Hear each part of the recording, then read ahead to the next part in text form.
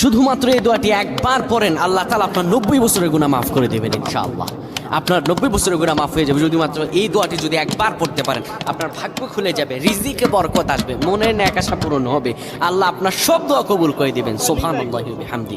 এত ফজিলত এই দোয়াটা আপনারা শেয়ার করে দিবেন। এই যুবকেরা, আমল না করেও সওয়াব পাবা। তোমার একটি শেয়ারে, একটা বাটনে প্রেস করে তুমি সওয়াব পেয়ে যাবা। কারণ তুমি আমল না করো, অন্য কেউ যদি তোমার শেয়ারের বদৌলতে আমল করে সওয়াব তুমি পেয়ে যাবে। নবীজির হাদিস।